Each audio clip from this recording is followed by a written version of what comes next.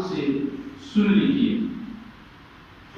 اللہ کے نبی صلی اللہ علیہ وآلہ وسلم ارشاد فرماتے ہیں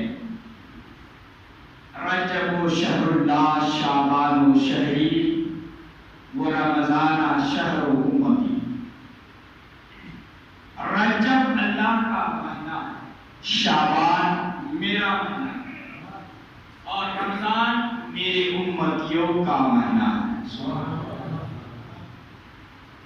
اور جس چیز کو اللہ کے رسول صلی اللہ علیہ وآلہ وسلم کی طرف نسبت ہو جائے وہ چیز ادنا نہیں رہتی بلکہ اعلیٰ ہو جائے۔ ابو بکر صرف ابو بکر تھے، مصطفیٰ سے نسبت ہو گئی، مصطفیٰ سے سٹ گئے، صحابی بن کر جم گئے، صداقت کے تاجدار بن کر جم گئے۔ نسبت کیا رہی؟ مصطفیٰ سے سٹ گئے، مصطفیٰ سے نسبت ہو گئی۔ عمر صرف عمر تھے، نسبت ہو گئی، سٹ گئے، صحابی بنے، عدالت کا شہسوار بن گئے۔ عثمان صرف عثمان تھے، صحابی بنے، سٹ کر ذوالنورین بنے، سخاوت سخی بن گئے، سخاوت آپ سے پروان لے۔ علی صرف علی تھے، صحابی بن گئے، سٹ کر نسبت پا کر ولیوں کا سردار بن گئے۔ تو جو چیز آقا کریم صلی اللہ علیہ وآلہ وسلم سے نسبت ہو جاتی ہے، جس چیز کو وہ اعلیٰ ہو جاتی ہے۔ تو جب شعبان کے مہینے کے بارے میں میرے آقا نے فرما دیا شعبان شہری، شعبان میرا مہینہ ہے، تو پھر اب شعبان کا مقام کیا ہوگا؟ شعبان کا مقام کیا ہوگا؟ کیونکہ اس مہینے کے تعلق سے میرے آقا کریم صلی اللہ علیہ وآلہ وسلم ارشاد فرماتے ہیں شعبان شہری، شعبان میرا مہینہ ہے۔ اب اس مہینے میں آقا کریم صلی اللہ علیہ وآلہ وسلم بہت ہی پیار محبت کرتے ہیں۔ کیوں؟ اس لیے کہ اس مہینے کو نسبت جو ہے وہ مصطفیٰ کریم صلی اللہ علیہ وسلم سے۔ ایک حدیث پاک میں میرے آقا کریم صلی اللہ علیہ وآلہ وسلم ارشاد فرماتے ہیں کہ جو کوئی شعبان کے مہینے کی ایک روزہ رکھے گا، کیوں؟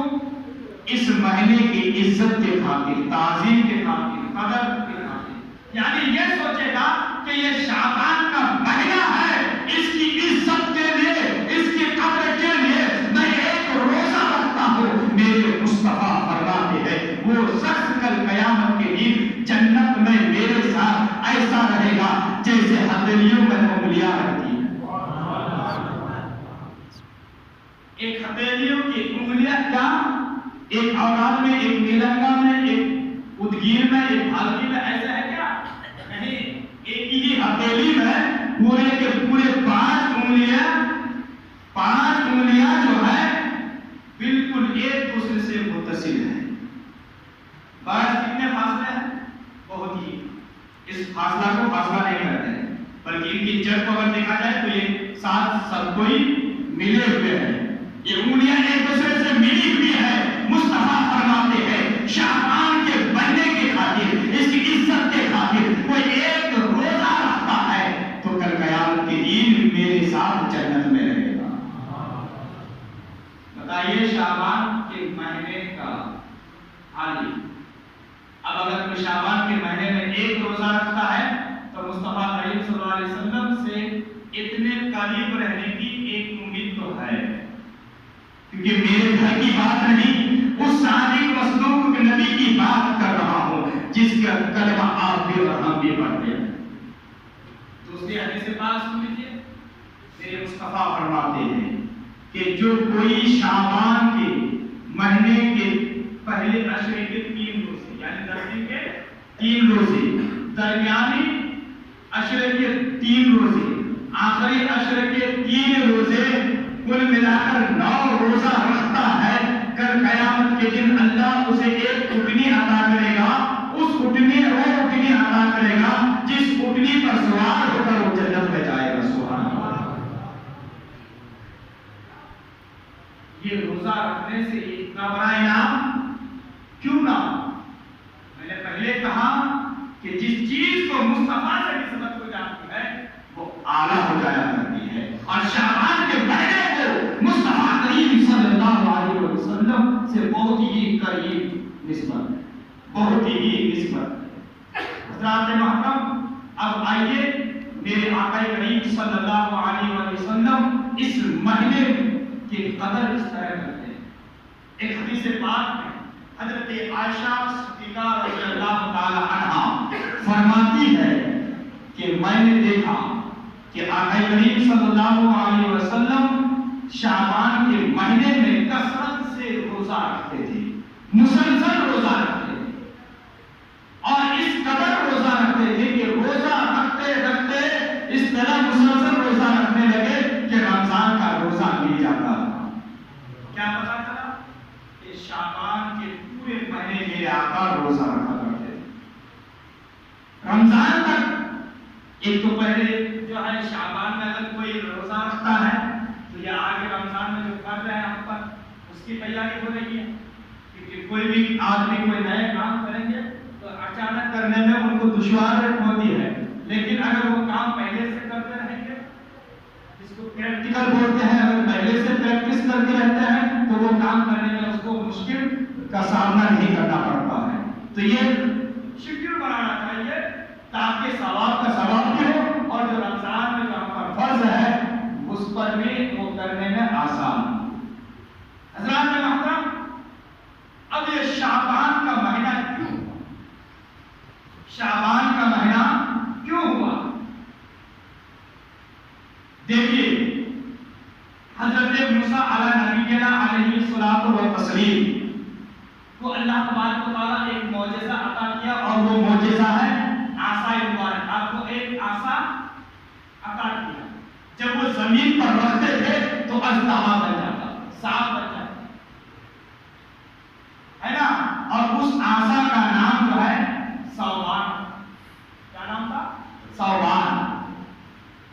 حضرت موسیٰ علیہ السلام جب فرعون کو دعوت دینے لگے تو فرعون نے کہا میرے جادوگروں سے لڑو، تم اللہ کے نبی ہونے کا دعویٰ کرتے ہو، میرے جادوگروں سے لڑتے تو دکھا دو۔ پہلے بلایا گیا، میٹنگ رکھی گئی، جادوگروں کو بلایا گیا، جادوگروں حضرت موسیٰ کو تمام چاروں طرف سے جادوگروں نے گھیر لیا، اور جادوگروں نے ادب سے کہا اے موسیٰ علیہ السلام پہل آپ سے ہوگا یا ہم لوگوں سے؟ پہلے سبقت ہم لے جائیں یا آپ؟ ادب کا تقاضا، اور یہ ادب کے تقاضے ادب والے ہی کو مرتبہ ملتی ہے، مرتبہ ملتا ہے، رتبہ ملتا ہے۔ یہ ادب کا تقاضا، یہ ادب کرنے والے تھے کہ ان جادوگروں کو بھی جو ہے کلمہ نصیب ہوا اور ایمان لے کر آیا۔ دیکھیے اللہ نے ہدایت کی انہیں، اسی برکت سے کہ انہوں نے حضرت موسیٰ سے ادب سے بات کی، اگرچہ انہوں نے فرعون کی باتوں پر آزمانے کے لیے آیا، لڑنے کے لیے آیا، لیکن پہلے ادب سے کہا کہ پہلے سبقت آپ کریں گے، آپ لے جائیں گے یا ہم؟ پہل آپ کریں گے یا ہم؟ حضرت موسیٰ نے کہا میں نبی ہوں، نبیوں کی شان نہیں ہے پہلے تم لوگ کرو، پہل تم سے ہو جائے، سبقت لے جاؤ۔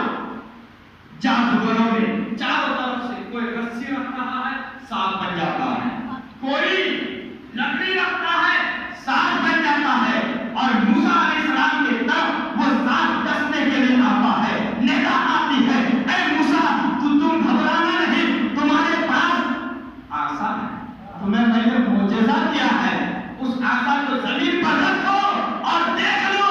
حضرات محترم، حضرت موسیٰ اپنا عصا زمین پر رکھتے ہیں اور اسی عصا ایک اژدہا بن جاتا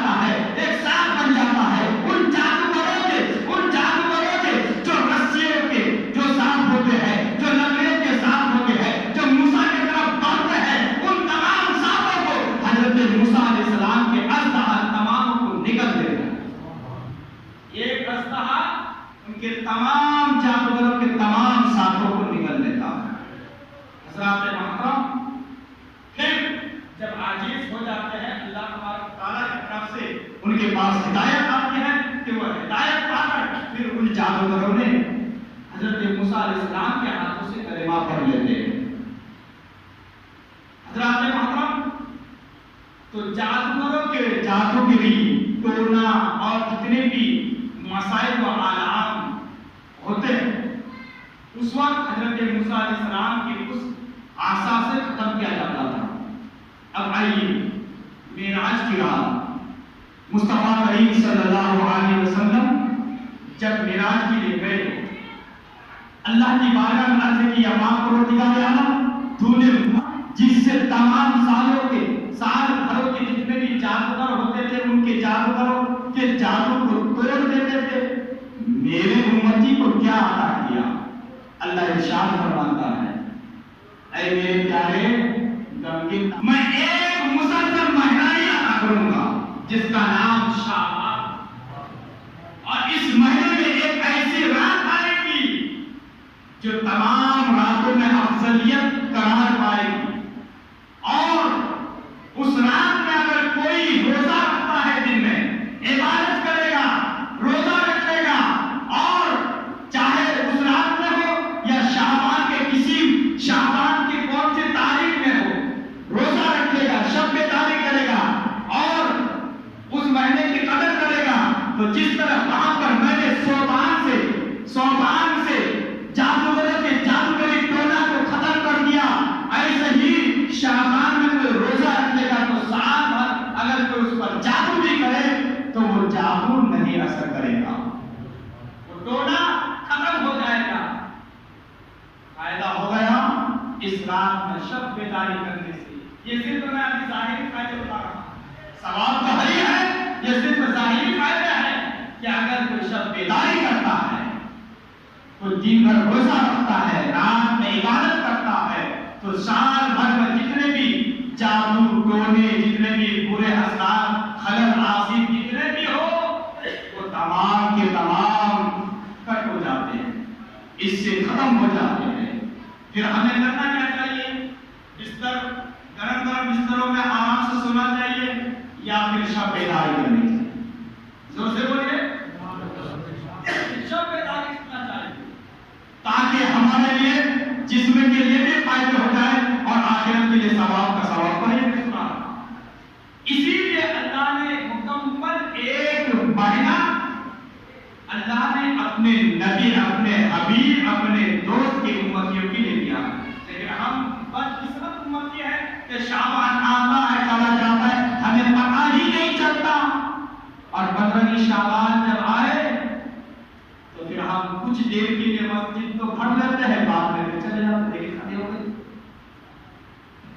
اللہ نے ایک مسلسل ایک مہینہ عطا کیا اور ہم سے ایک رات کی عبادت نہیں ہو پا رہی ہے، یہ بدقسمتی کی علامت ہے کہ نہیں ہے؟ ایک مہینہ تو دور کی بات ہے، ایک رات ہم سے عبادت نہیں ہو پا رہی ہے۔